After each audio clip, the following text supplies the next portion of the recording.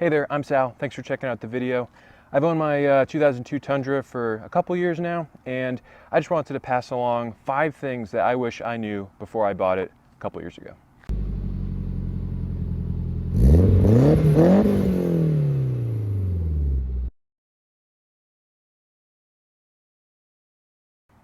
Okay, first up, when I bought this truck, the car that I was driving was actually totaled. I was driving a Subaru WRX, it flooded, and the insurance company totaled it. So I was out of a car. I needed to get one quick, and this popped up at a local used car dealer. And I was like, you know what? I've heard good things about that truck. I don't know much about it, but I'll give it a shot. It was a decent deal, and I picked it up. So I went into it with no knowledge of what had been done to this. The used car dealer was a little sketchy, so I didn't know what maintenance was done or anything. And one thing I wish I had known was how easy it was to check the timing belt. That's one of the key, there's really 3 main maintenance items you gotta think about for these trucks. It's the timing belt. You just wanna do it every like 80,000 miles. Lower ball joints, they're known to fail, so you just wanna make sure that they're good. And then the frame, they're known to rust. Fortunately, my truck's from Florida, so I didn't really have to worry about that. But if you live in the Northeast or on the Rust Belt or something like that, you definitely want to get under there and double check the frame. But going back to the timing belt, there's a cover on the right side of the engine, and it's just 4 10-millimeter bolts. You just pop them right out, and you can so easily just peek in there and see what the timing belt looks like. I recently did mine, so mine looks fresh, but if you see cracks or it just looks old, you know it's time to change that out. It's probably around $1,000 to have a shop do the timing belt, but even if you're going to do it yourself, it's still a couple $100 and a day. It took me a while. I did it myself, and it took a while to do. So, I mean, granted, it was my first time, and I'm not a professional by any means, but it's a project. Next thing, so like I said, I was coming from a Subaru WRX, and the aftermarket support for those cars is just insane. There's so many companies making aftermarket stuff, and coming to this, I was like, I mean, it's an older truck. First of all, I didn't really know if I wanted to modify it at all. But then I started doing some more research, and I saw that there's actually a lot of support for these trucks too.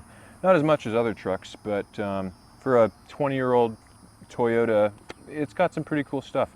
Companies make long travel kits for them.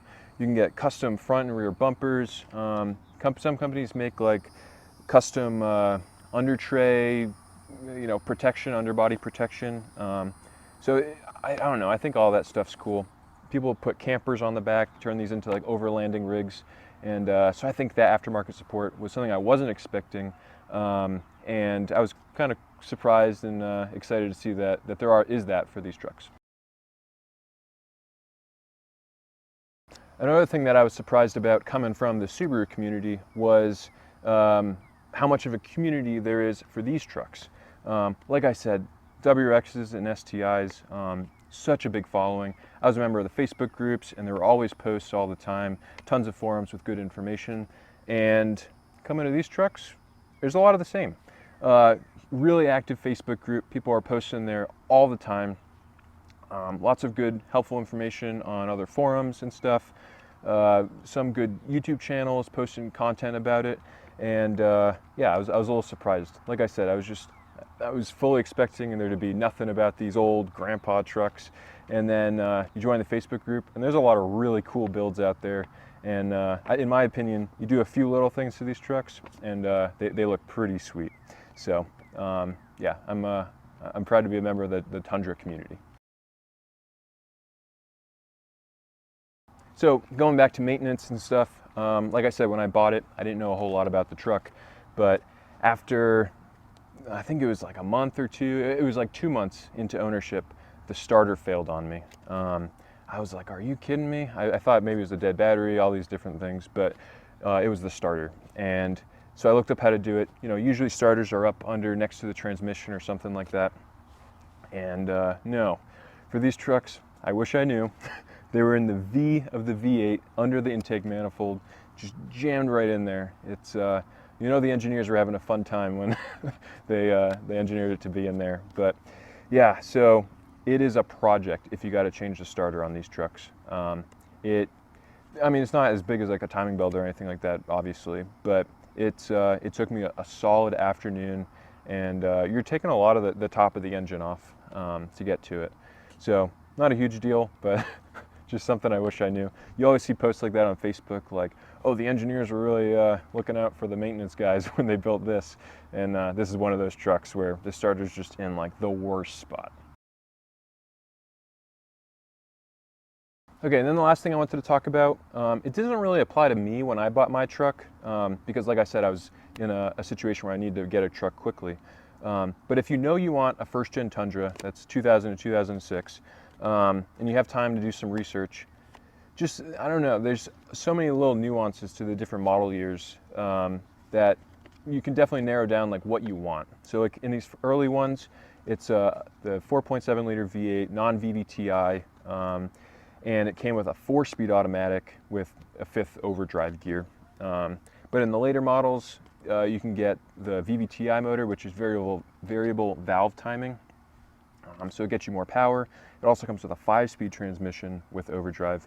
So it's just a little bit more modern, a little bit more power. Also, there's some different trim levels. I have the SR5 trim. There's also limited, which can come with leather or cloth. And the SR5, some of them have a bench seat, some of them have like captain's chairs up front. There's also different cab configurations for these trucks. So you can have the single cab where it just stops after the front seats. And those are pretty rare, honestly. And I think they only came with the single cab and the 8-foot bed. Then there's the access cabs, which have this like little half door behind the front door. And I love this size. For me, it's 95% of the time, it's just me in this truck. So it works well. It's a smaller truck, but you know, it just fits me. So I'm really happy with it. But if you have a family and you want to upsize a little bit, there's a double cab Tundra, and it has like 4 full doors. So that's a little bit bigger, and might be a better option if you have a family or you want a slightly bigger truck. So yeah, those are just the 5 quick things that I wish I knew before I bought my truck. I love this truck so much. I'm proud to be part of the Tundra community, and I hope to see you guys join it if you're looking to buy a truck. And if you already have one, what's something you wish you knew when you bought it? Throw that in the comments below. Thanks so much for watching, and have a great rest of your day.